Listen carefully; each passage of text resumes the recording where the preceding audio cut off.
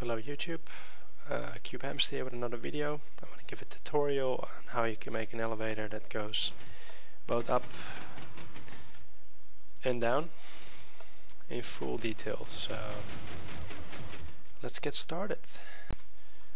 Okay, so let's start with the foundation. I'm doing this above ground level, seeing as some of the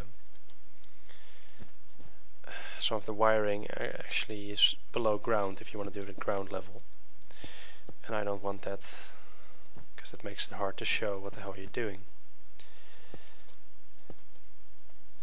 You can go as high as you want with this without having to make lots of major adjustments to the wiring. Only a tiny adjustment is needed.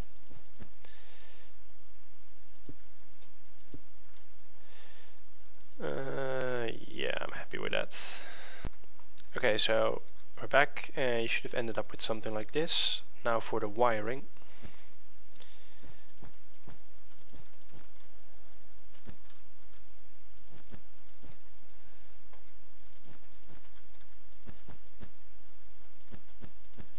With 2 blocks there, and sort of this, what you see now, that repeats itself. So I'm not going to do it slowly, I'm going to speed things up a bit. And as you might have noticed, I'm using many different colored wool today. And that's because I feel like it. Color is always good,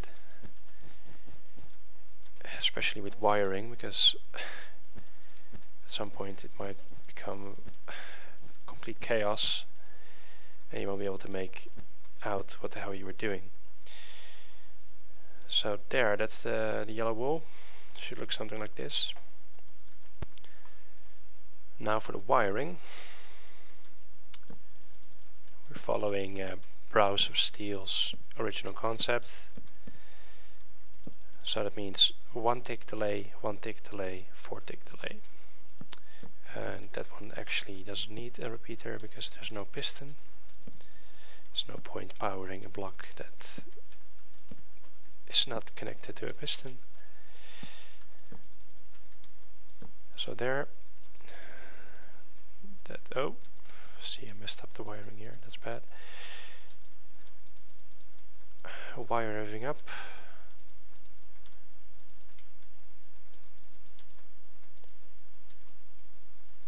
And there you go. Okay, now next, for the signal to go up, what do? We make an L shape. It looks like L. There we go. And below that we have another L shape. And just keep going up like this.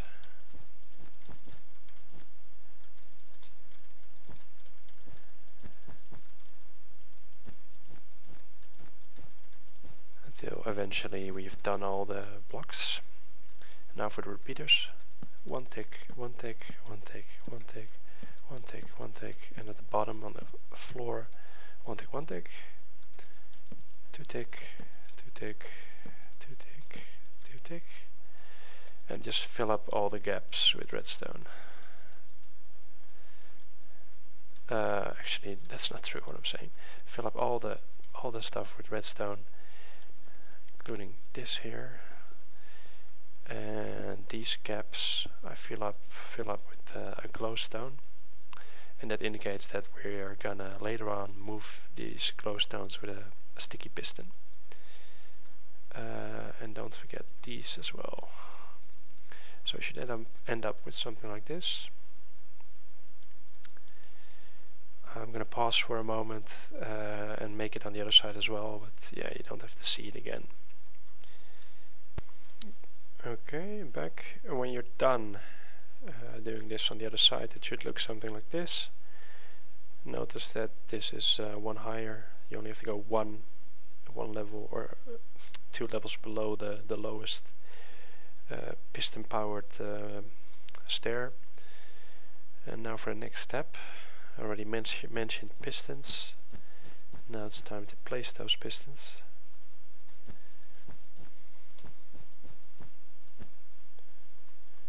Make sure it's a sticky piston.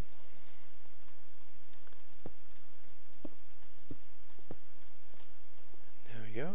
Make sure they all line up with the glowstone.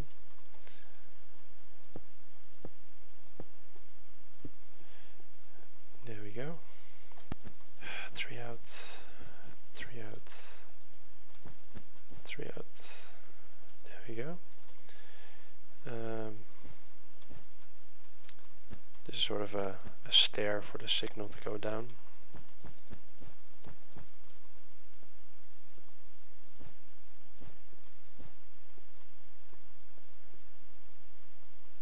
There you go.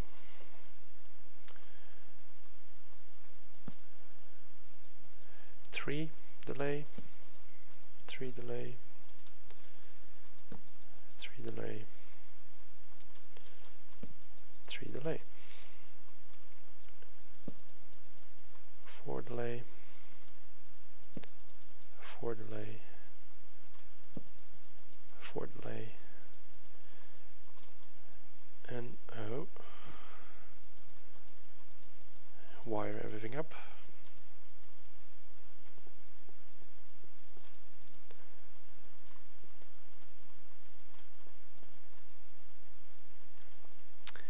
And you can test if it's all wired up correctly.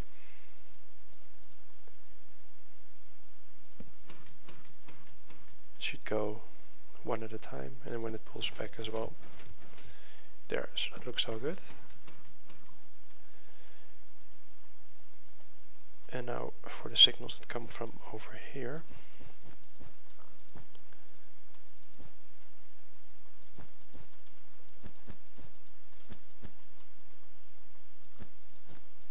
Oh.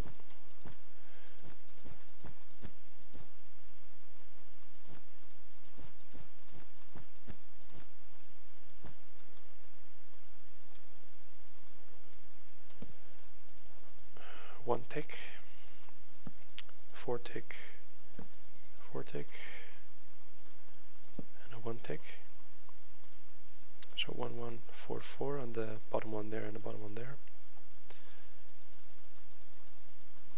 Wire everything up.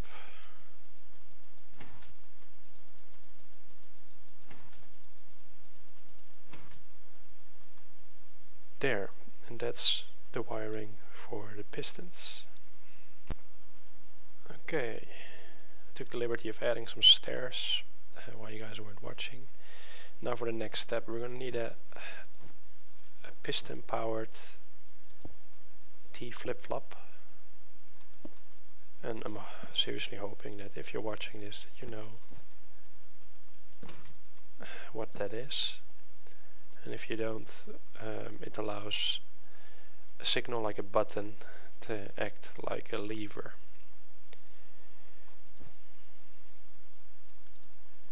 There we go, there's the T flip-flop, and our signal comes in here.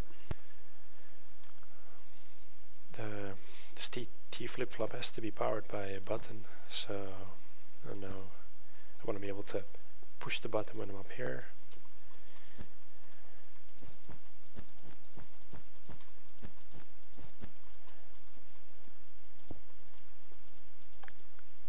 Works fine.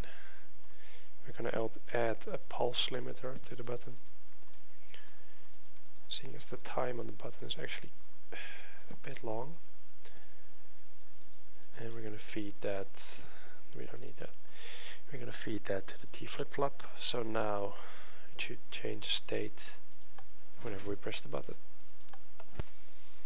Okay, so we have the button hooked up to the T flip-flop, and we can now hook the output of this T flip-flop with a redstone repeater to make sure that there's no feedback signals. I mean signals coming back from all these pistons, all these redstone torches over here. And just hooked it up like that. And also I noticed that our 2 blue wool piston timing devices, or whatever you want to call it, are actually not hooked up yet. To do that, you just need to add a 2 tick delay redstone repeater over there and hook them up together. So now this one starts 2 ticks later than that one, and it will ensure a a smooth upward ride. Now let's actually, it should already go up smoothly now.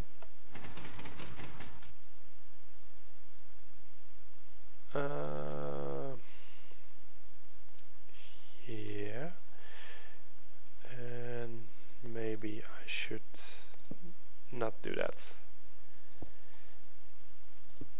There. That way it's just smooth. And what you can already do, if you want, grab some slabs or whatever you want, and you can sort of make the area where the elevator leads. You need these slabs if you want to hide all the wiring, but yeah, just walking up like that should not really be a big issue. Okay, you guys probably might have already noticed, but once the elevator is up, clicking the button does absolutely nothing. That's what we need these pistons for. We have to remove the signal from all this stuff, and that should result in the elevator going down. Now, to get the signal over there, what we have to do is we actually have to extend this one block using different colored wool, because we're sort of adding a new feature to the whole construction. Oh, I didn't mean to do that. I'm using torches to make a signal go upwards. Make sure that the amount of torches you use is an even number. So if you're going to go really high up, make sure that the number of torches you use to go up is even. Now we need the signal from our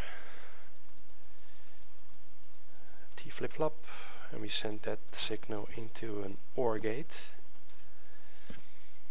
because we're going to hook up something else to it, and we hook up the OR gate to the torch over there. And like I said, we're not done, because we have to do something else, because we actually need another signal. And that's the signal that comes from our button, and we used a pulse limiter here, which made the signal very short, and actually now I'd like to extend it again, because the signal is too short for the purpose that we need it for. And we send that into an inverter, and the inverter goes into the OR gate, and that should result in all those pistons extending again. Note though that, like I said, you have to make, in order, if you guys are going to make this really high, you need to make some adjustments to the circuit, and that's the amount of delay that you actually have in this line. So if you were to go really high up, you want to put a major delay in this to not mess up the signal. But seeing as my elevator is not that high, this should actually do. Yeah, now let's test it, see if it works. And we go up, and we don't have a button here yet, so yeah, let's actually add that button.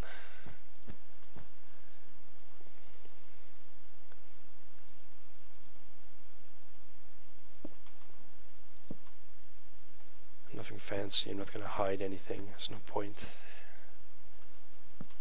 Also with a pulse limiter like the one at the bottom.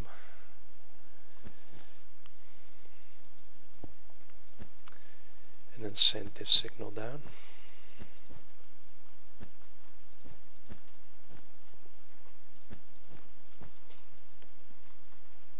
Oh, I have to be careful.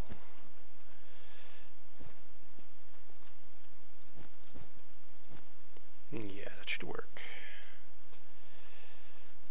And like the other signal, we're gonna invert this. There, so now when I'm up here, click the button,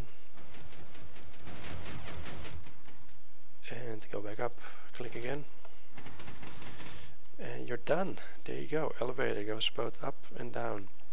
If there's any questions, feel free to leave a comment or send me a private message. I hope you guys like this. Be sure to like this video, and guess I'm gonna make some more videos, not regular based, just whenever I feel like it. Well, that was Cubehamster.